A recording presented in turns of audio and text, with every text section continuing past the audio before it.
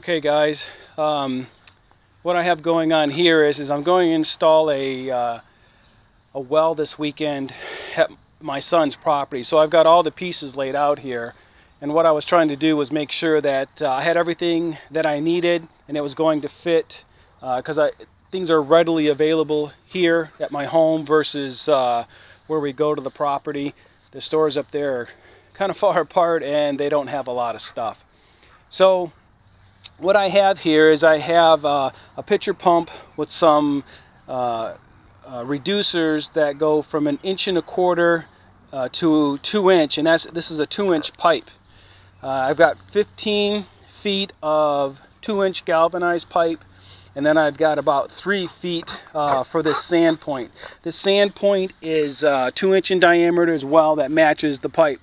It's got a screen on it to keep a lot of the sediment or things out of the ground out of going into the water. But we will get sand, I know that, but all the other debris, this filter will keep it out. So pretty much what we have is 2-inch pipe, sand point, and then we have a 2-inch coupler. This is called a drive coupler. It's got a little lip in here that you can see right here that stops the pipe from going any further. And then that'll screw onto here. And then I have a 10-inch pipe that will screw into here. I got to put some Teflon tape on there. But then we have 10 feet of pipe. And then what I'll do is once I get this into the ground as far as I can, I'll take this drive cap, and so it's pretty beefy, pretty heavy duty. It'll screw right onto the end here. I'll take my sledgehammer and hit it here, which will drive this down into the ground. And again, I'll try and dig a hole as deep as I can with my post hole digger first, so that I'm not beating myself up trying to get this in the ground. But once it's in there, it's in the ground, I'll put another drive coupler on here. I'll put my next piece of pipe, and then hopefully I'll have this into the ground close to 18 feet is what I'm hoping. And then when we get to this end, what I have is I have a 2-inch coupler here that reduces down to 1.5 inches. Then I have another 1.5 inches to 1.25 inches, and then I have a nipple that the pump will sit on here. The inlet on the pump itself is 1.25 inches, and that's what this nipple is for. So again, not a lot to it. However, just driving it into the ground seems to be the biggest hurdle that everyone has, from what I can tell looking at YouTube. But I've got all the pieces. That's what I was going to do. So we're gonna head up tomorrow and put this well in.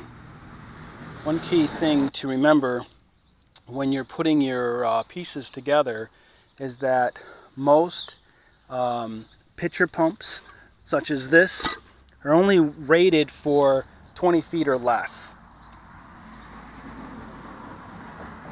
So your well cannot be over 20 feet deep, otherwise the pump cannot create enough suction to pull the water up. So it's critical that your overall length is below 20 feet. I think I'm at 18 between the end of the sand point and then the pitcher pump itself. From a price point, I've got about $250 into everything that you see here, between the sand point, the drive couplers, the pipe, the drive cap, and the pitcher pump, along with the couple of accessories here for the fittings. But total about $250. You can probably price it out a little bit different for your region, but that's what it cost me to have everything, and that's including shipping. So about $250 on this. Okay guys, we're up at the property now. We just got here probably 45-50 minutes ago. We grabbed a quick bite to eat, had a little picnic. It's the 4th of July. Happy 4th to everyone. And so I kind of got an idea where I want to put the well. We're going to build on this side of the property, which is the north side. But the well we're putting in today is not going to be our permanent well. It's just something so we have water when we come to the property. So eventually we'll be putting in a permanent well on this side. This is just a temporary well that we can get water when we come up here. So, so we're going to put the house on the north side of the trail, and then we're going to put the temporary water on the south side. I do not know what the water table is here. I've talked to local people, and they say that, you know, the water table here is high. I don't have any topographical maps to show me any peaks or valleys within the terrain itself, as far as you know, where would be the best place to put a well. So I got an idea where I want to put it, but I don't know if water's there. So before I came up, I went out and did a quick search on water witching, or dowsing as some people call it. So I'm gonna try it. I don't know if it works or not. Just from the little few examples that, you know, they show on YouTube, it seems to work. I don't know. So I'm going to put the well where I think it should go, but before I do that, I'm going to see if there's any signs of water, using just 2 metal rods and some straws to see if they work. So let's walk over this way and let's see how this works.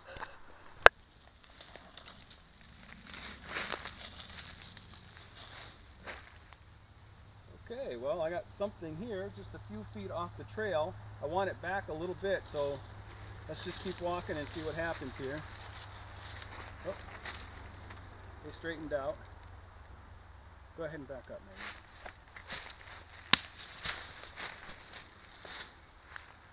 Okay, across again. Oh, okay, so this is the general area where I want to put the well, and it seems like they've crossed twice already, but where the opening is over here is where I really would like to go.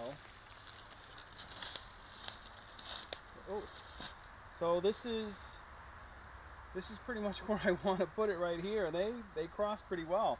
I mean, they're pretty steady and they're moving, so I'm just going to say this is where I wanted to put the well. It seems as if there's, according to this dowsing or well witching here, that there's water here, so let's try it. Let's give it a shot right here.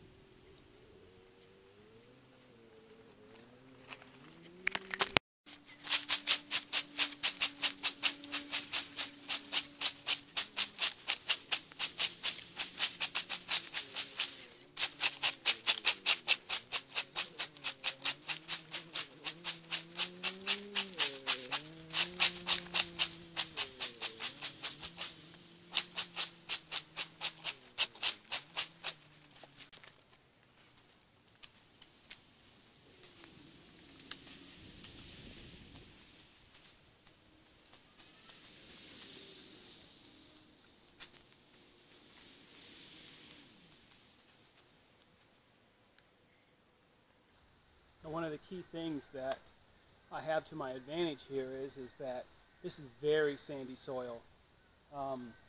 When we dug a hole for the fire pit, I was able to dig down almost 3 feet within a matter of minutes. So I'm hoping the same thing goes here when I go to drive this sand point, that it's still pretty sandy and I wouldn't have any problems getting down.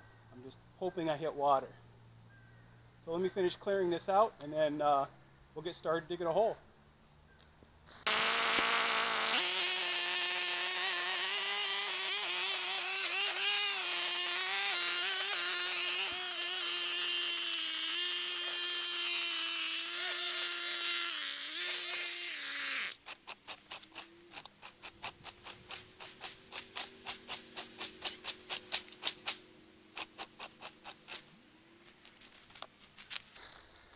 Okay, as you can see, I've got an area all cleared out. Plenty of room to work is pretty much all I was going for, to make sure I had room to work. And as I'm digging a hole, I got places to put the dirt. But let me go grab the post hole digger, and we'll try this. Before I begin digging, though, I want to try this one more time. Again, I don't know if this is a true and tried method of finding water, but I want to walk through one more time with the metal rods and just see where it is that I should be digging according to this method. But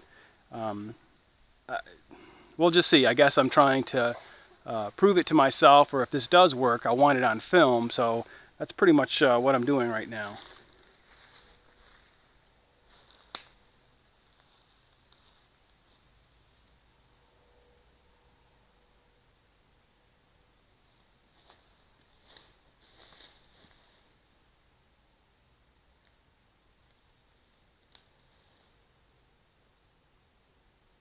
Seems like pretty much everything in this area, when I walk in,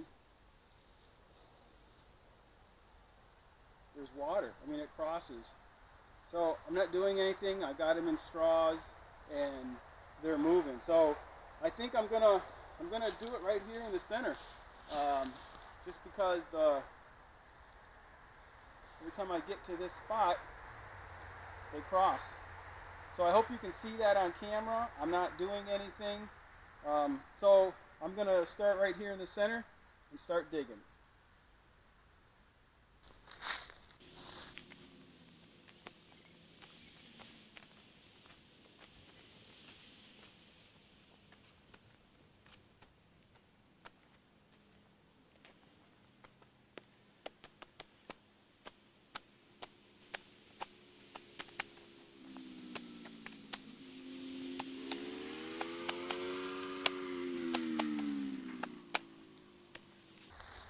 Okay, as you can see, just a couple of minutes and I'm down at least 2 feet. Pretty easy. So let's get the post hole digger.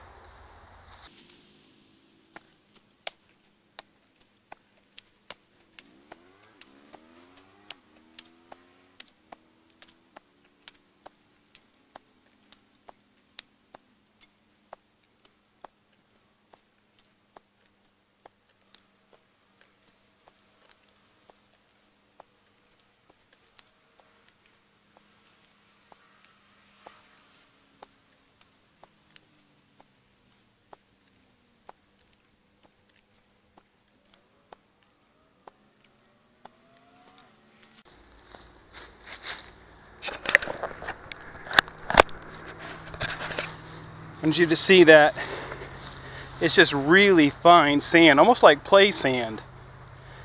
And so all of that, and I'm able to get down there pretty deep with the post hole digger, but the problem is that it's falling in on the sides because it is so fine.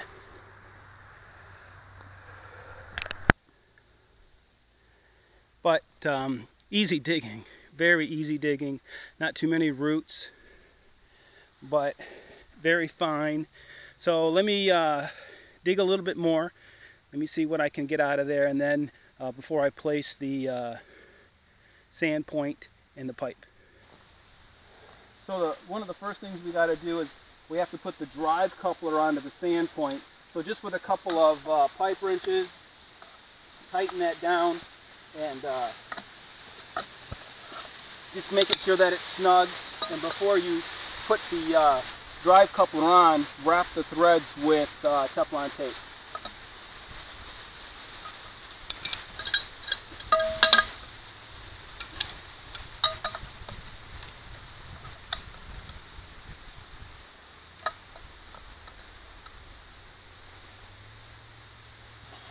So again, we need to wrap the threads with Teflon tape, as they call it, plumber's tape. It's got different names. So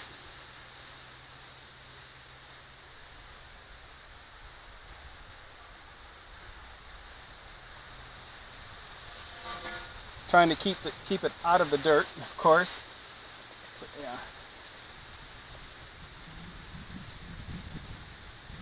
And this will just seal any minor leaks that might be in there and just give it a better fit. So I like to wrap it twice, 2 complete turns on all the threads.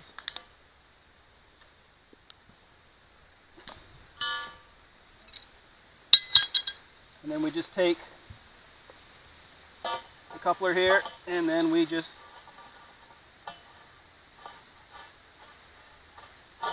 thread it in.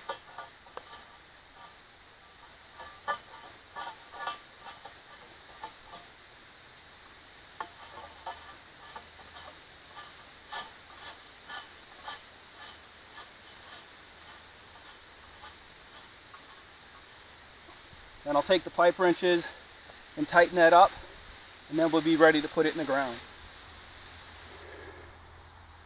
Okay, well, I've got the sand point into the hole, and that hole is about 4 feet deep. My sand point is about 3 feet, and unfortunately I thought that I could get the hole deeper than 4 feet, so I have a 10-foot piece of pole of conduit, galvanized pipe, and a 5-piece, and obviously, as you can see right here, I didn't get it down into the ground as far as I wanted to put the sledgehammer on, so I'm gonna have to stand on top of the ladder here, and hopefully I can drive it down easily to where I can get some leverage to start pounding it. Now, if I was to put the 5-foot piece down here first, the issue would be that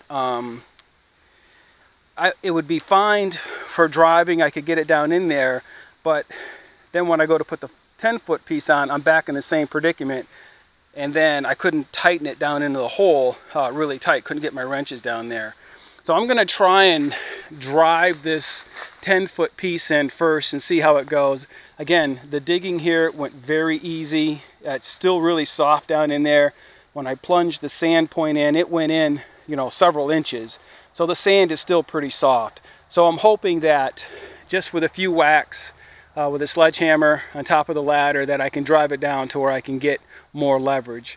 But this is how it is. You have your sand point, your drive coupler, and your pipe, and then your drive cap on top. So let me get this into the ground, and I'll let you know how it goes.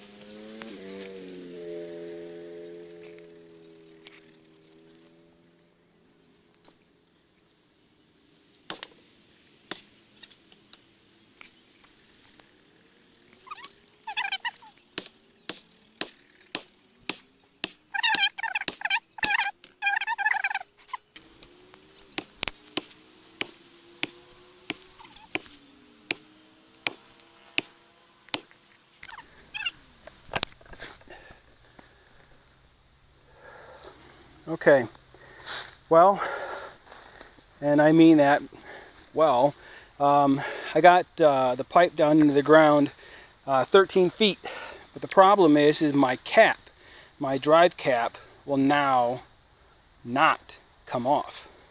And I'm trying to hold the pipe still with one pipe wrench and then twist the drive cap up with the other. I don't know if the camera shows it, but the last few feet that I drove this in, the drive cap shifted down, so now it's on there crooked, and I cannot get it off.